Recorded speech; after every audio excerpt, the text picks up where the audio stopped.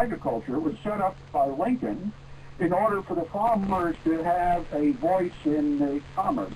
And it was a very open and a positive organization that Lincoln had provided the farmers. But by 1912 and the coming of World War I, the corporate interests started grabbing and controlling the farms, and it was through the Jesuits and primarily Fathers Coughlin and Ryan that controlled Henry Wallace, the communist, who communized or socialized through the corporate structures our farm system. And certainly Monsanto is run by a Knight of Malta. I don't know if you knew that. No, I did not so know that. The Knights of Malta are the preeminent bad guys. They are the preeminent bad guys. They took over from the Templars in 1313 after Demolay, the last Templar leader, had his head cut off, and they were all relegated to as Trappists and Cistercians to the monastery. So before that, the Templars were the business arm of the Vatican. It controlled the riches, and as bankers, they were the ones who loaned money to the monarchs of Europe. But as soon as they were eliminated, murdered, and the Templars were put in the monastery, the Knights of Malta took over, and they are to this day the business arm of the Vatican. And they certainly were not as ruthless as the Templars, and they were not as well integrated into the Mid-East as the Templars, but they are situated all over the world in key positions that control banks and control all of the arms of power in the world. So that I would put the Knights of Malta at the highest level, and their servants, like Blankfeld, the Knights of Malta are over at the Goldman Sachs too, and they don't put themselves in front because they don't want to take the flak. They put the Jew up front to take all the flak, which is the way they've operated for a long time. Blame it all on the Jews.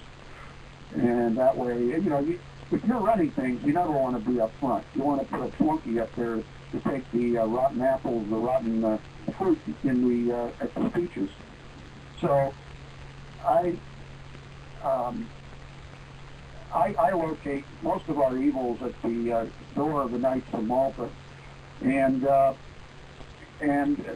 family farm is in such a bad shape. And I had a lawsuit 2 years ago trying to get the zip codes of the farmers in New York State. They wouldn't give it to me. They wouldn't give me the zip codes, Clay. And it ended up me doing a FOIA down in Washington, asking for the zip codes, and I was never giving them. I wanted the number of farmers per zip code, so I knew where the concentration of farmers were, so I could organize it. And they didn't want me anywhere near it. I didn't get anybody's addresses. Nobody. It's against the law. They wrote a law. You're not allowed to get an address of a farmer of the United States. No. That should be on everybody's mind. That's incredible. Where? How did that happen? I mean, because this is one of the things that I'm looking at in restoring these family farms. The farmers and ranchers tell me they don't have the help that they need. It's kind of like how are you going to get them back on the farm after they've seen L.A.? Well, when I say help, I mean, well, in the old days, it was basically right now we've got child labor laws. A farmer could be arrested for letting his 9-year-old son rape the hay. We've got so many problems that the progressives have layered onto the family farm. They've made it impossible to have a big family because you can't put the family to work. And at the same time, it's so expensive to get mechanization to replace that labor that, and you're dealing with the fact of market problems and all of the controls that the corporate structure has put down over the farms. The only thing I could suggest for farmers is to find out who all the local farmers are and organize them. And to do that on a local basis and to I like the Grange. The old Grange that was set up by the Progressives, unfortunately, was destroyed by the Progressives out of the Northwest. And but it's the Grange structure where they have their own banks, they have their own ability to control their the hedging on their production, where they can buy puts and calls to defend whether or not their crops are going to fail or not. All that has got to be controlled locally, and I think the Grange structure is the way that it worked at one point.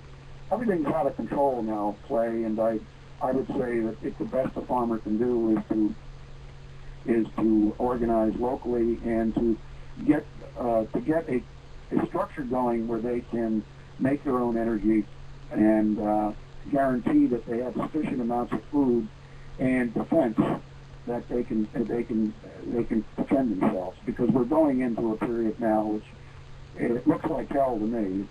I have no other noun in which to call it. I think it's hell. The military has now been, they got rid of posse comitatus, and they're going to be throwing the military at us. They're now distributing military arms and weapons to the local police and distributing, this is Homeland insecurity. They're moving heavy weapons into communities against the people. So I've got a long list of people who need to be put in jail, and starting with Obama. Well, you know, one of the things that I try to point out to people, this war, first of all, the war on terror is a war against anyone anywhere in the world who doesn't want to go along with one world government of the banksters, by the banksters, and for the banksters. Now, the world is being ruled by basically 3 cities. Would you agree with that? Washington, D.C. being controlled by London, the city of London, and the Vatican. Say again? City of London, the Vatican, and Washington, D.C. Well, Washington, D.C., yes, and I go down there a lot. Everybody's very well heeled. There's a lot of money there, and everybody's in a rush.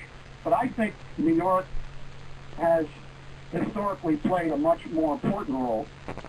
And just like the Chicago Board of Trade, the COMEX, and the Chicago Board of Trade, it plays a very pivotal role. That's why the Catholic Church has had a stranglehold on Chicago for so long. I think New York, they put a man like Bloomberg, a Yorkshire knight, in charge of New York, and then invites in all the Europeans to pretty much run policies in Manhattan.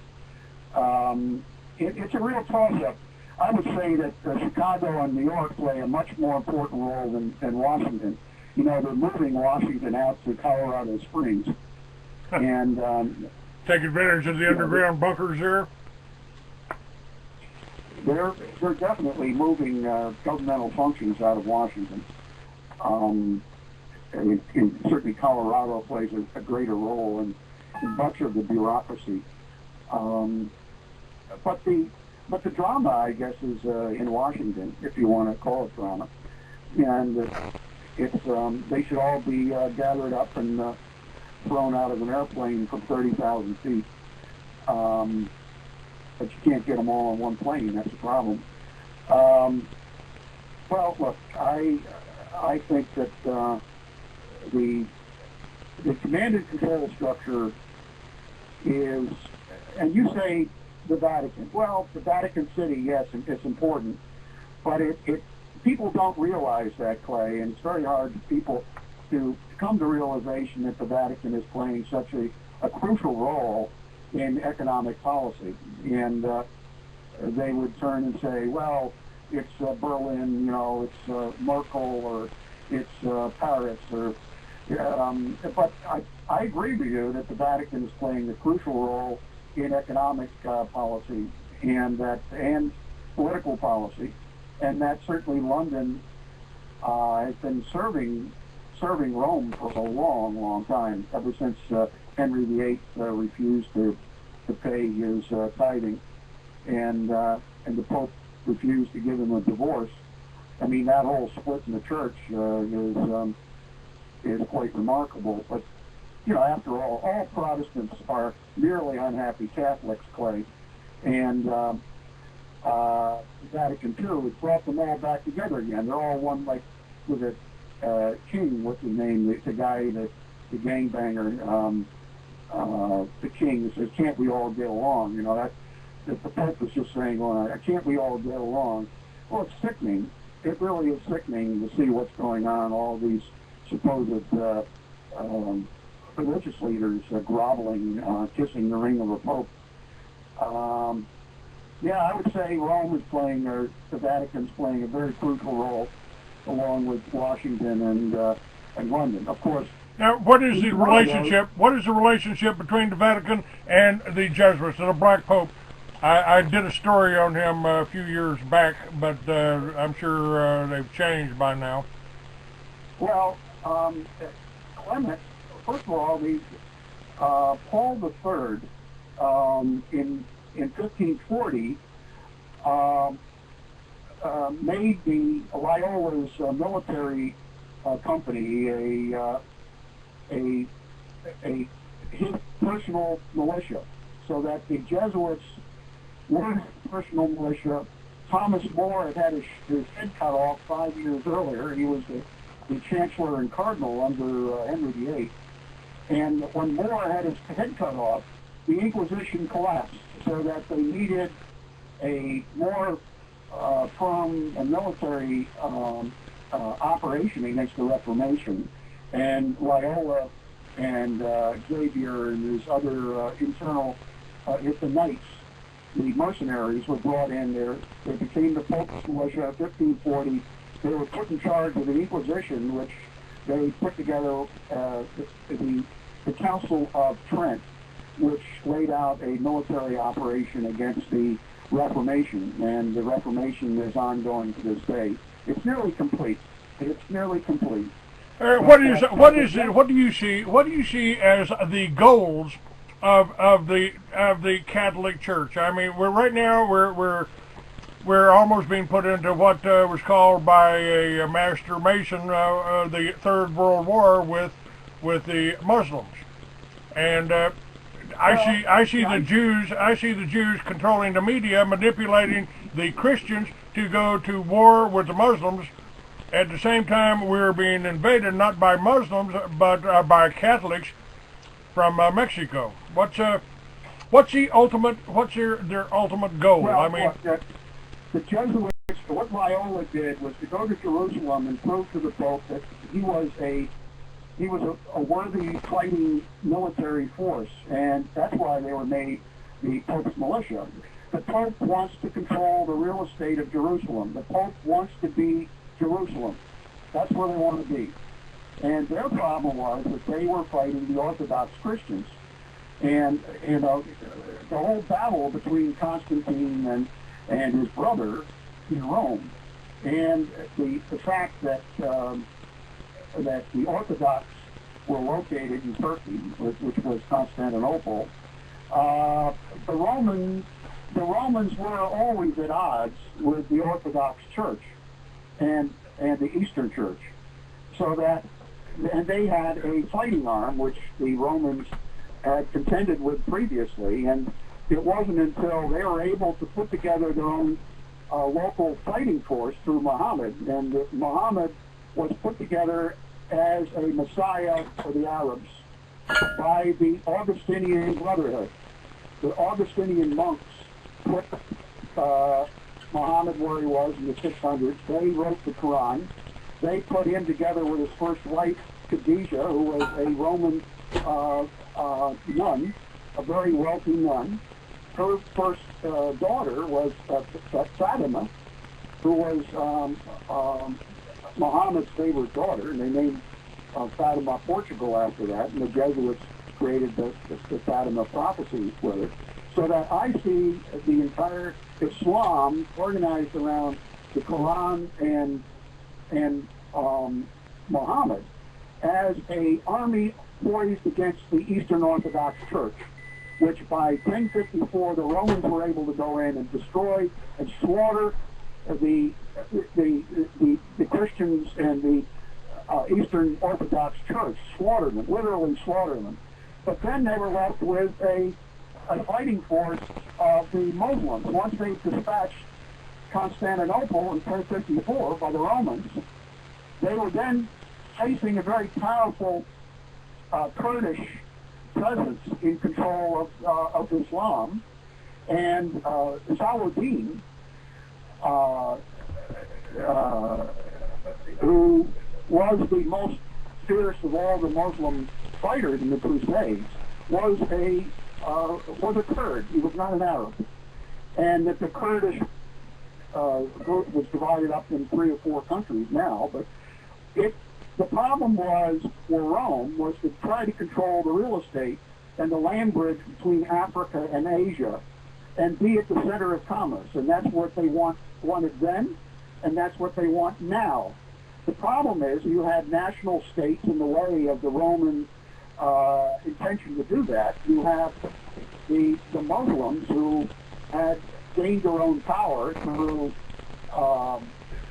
their own organization, the acquisition of commercial wealth, and notwithstanding the fact that the Berbers and the Moors were beaten down by the Farnese family in Spain by 1492, and the Arabs have never gotten along with the Berbers, but nonetheless the Arabs were given power by, as you say, London and by Washington through the oil industry, and that Rome and the 3 cities deal with Saad,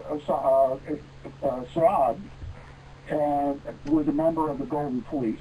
The Pope made him a member, and that the Sunni versus the Shiite is a very old battle, in the same way as the battle between the Greeks and the Turks as to who makes the best baklava. I see the same argument over who celebrates the Ramadan best. I think the real problem in the Mideast is that Rome has destroyed any nation states that were standing in the way of a global caliphate, and they will control the oil. They don't want us to kill the Jews because, according to the written doctrine, is that the Jews are the only ones who can rebuild the temple. And the temple of Babylon and the temple in Jerusalem has got to be rebuilt by Jews, so that they're not interested in destroying the Jews. They're interested in getting rid of the ones who are pesky, and that's what they're working on, the Mosaic Jews. They've hidden these people, the elitists, have basically used the Jews as a cover for them. See, you can't talk about us because then you'll be anti-Semitic. And at the same time, they've been sacrificing their own people. They drove them out of Russia. They drove them out of Germany. They gave them safe passage as long as they went to Palestine.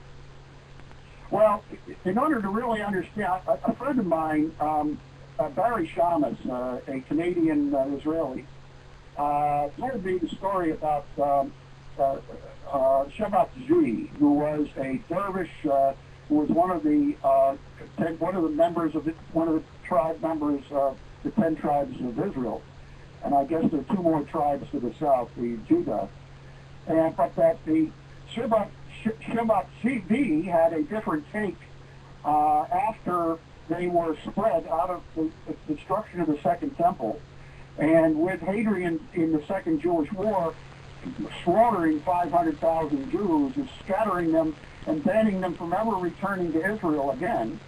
So you have opposition structures like Shabbat Zvi who start practicing Satanism, and who were very involved in certain like life swapping and various questionable habits within the celebration of the Jewish faith, and that his follower, it came along 100 years later, was a man by the name of Jacob Frank, and he went to Poland with his followers, and he joined the Catholic Church. He was given great power by the Polish. Oops, lost you monarch. there. Lost you for a second. And Jacob Frank was one of the most rabid. Say again? Oh, I just lost you there for a second, but you're back here. It's Hello? okay. Yeah, can you hear me? Yes, I can. Okay, all right. So, but Jacob Frank was one of the people who was at the center of a return. He became the center of Zionism. He believed that all Jews had to become Catholics, and all Jews, if they weren't to be Catholics, had to return to the Holy Land and rebuild the temple.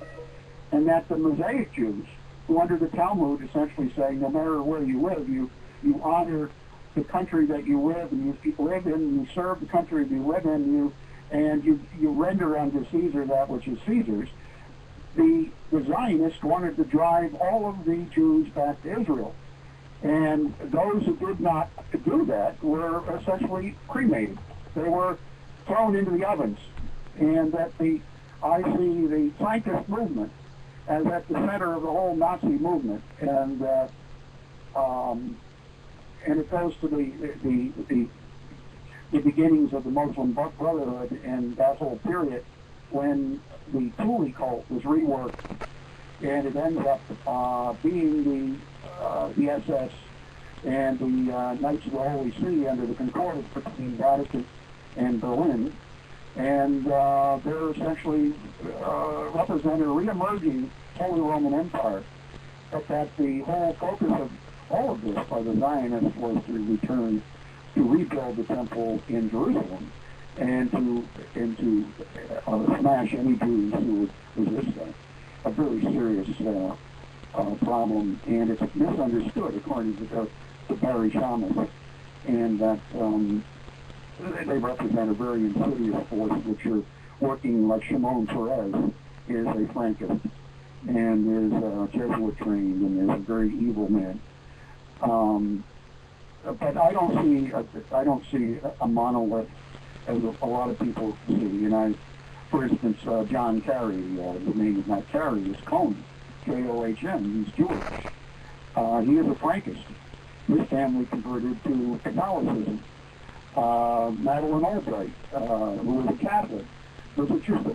So you got to look at these conversions that occur in the 1800s and how that works its way into where we are now. So I don't see our problem centered in the Jews per se. I see it in Rome's intent to occupy Jerusalem and the land bridge between Africa and Asia.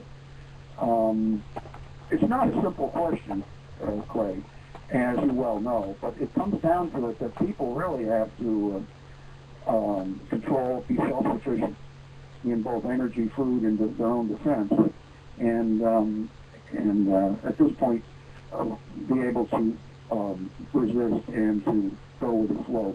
Well, one of the things that interests me in what you're doing, I'm urging people to get behind their sheriff, and push the sheriff to become a constitutional supporting sheriff, and go back to self-rule, go back to the ton or the small town. If you don't start in your county, how are you going to change the world? If you can't change your county and change your neighbors' minds and get them to be more self-sufficient and more independent, then you certainly don't have any chance in the world. No, that's what I'm doing, Clay. My problem is I'm working with 2.5 million people. It's like herding cats. I've got all the black Muslims, I've got the regular Muslims, I've got the unorthodox, the Orthodox, the Reform, I've got the Catholics, I've got the Protestants, I've got the Communists, I've got the Fascists, I've got everything up, real potpourri here in Brooklyn. So I've got to figure out how to organize people so they don't eat me for dinner, Well, that's to me, that is the biggest problem that we've got, Chris. It's how do you organize people when? Oh, well, I don't like Clay because he talks about Jews. I don't like Clay because he talks about Catholics. I don't like Clay because he's against immigration. I don't like Clay because he smokes pot. I mean, my God, it's like trying to herd cats. Yeah, it is. It's like herding cats.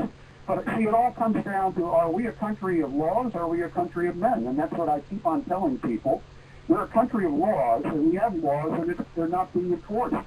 And we've got 89 neighborhoods in New York, in Brooklyn, 89. And everybody thinks they're a member of a neighborhood, but they don't have any power within their neighborhood. So what I'm doing, organizing those 89 neighborhoods so that each one of them can be self-sufficient. And, their identities are actually within their local neighborhoods. And these are big neighborhoods. I've got 18 community boards. Not one of them has an elected office. Not one.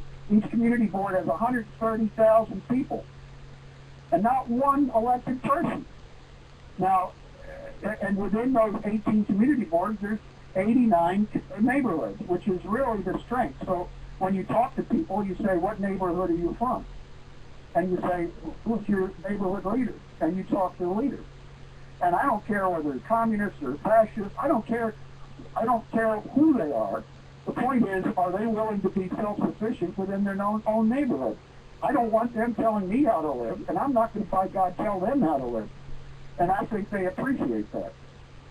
So, it comes down to, is it possible to get everybody who is so diverse able to look out after their own self-interest, their own family, and their own perception of God, if they so embrace that. So I'm working with a real mixed bag of problems here, but the further you get out into rural America, the easier the job is, because if they already know that they're cut off from the rest of the world, they better get it together before the snow comes. So, well, let me stop you right there for a second. What I've made this observation that if you took a block in Brooklyn, let's say Brooklyn, and put a garden into the backyards of the houses or the homes, or put if you're an apartment building, you take the top floor or the roof and put a garden on it, grow your own food. Again, put up when. If you could do the whole Liberty Village concept in a single block, if you actually talk to your neighbors, if you actually worked with your neighbors, and that would give you some kind of say in the rest of the county, wouldn't it? Yes. As a matter of fact, I've done that, Clay. I had a block association. I had 8,000 square feet of raised bed garden. I was working with Cornell Extension Service, and I had great gardens. I had great vegetables, and the people in the community shared in that. And my grandfather used to say, don't trust anybody in the city because they don't know where their food comes from. So I did have 8,000 square feet of raised bed garden right in Bed-Stuy, Brooklyn. And I was always fighting the Democratic Party, who was coming in and causing problems. Then I had to fight the Republican Party in the 90s. But what you're saying is right on the money. And the problem is, in New York, they don't want you to have a garden. You're not allowed to have chickens. It's anti self-sufficiency. They want you to be totally subsistent or dependent upon the government for everything you get, everything. That's right. They want to control the food, they want to control the water, and they want to keep you tranquil, so they put chemicals in the water to keep you tranquil. Well, they wouldn't let me even keep rain barrels. I was just going to say that in Colorado, it's illegal. You can be put in jail for putting up a rain barrel and catching your water coming off your roof. Oh, we got to let that flow down to the creek, down to the lake, because somebody bought the lake. That's right. One of the organizations I'd get rid of is the Environmental Protection Agency. I'd get rid of the Department of Education. I'd get rid of 5 or 6 of agencies, which are essentially oppressing the ability of local people to be self-sufficient.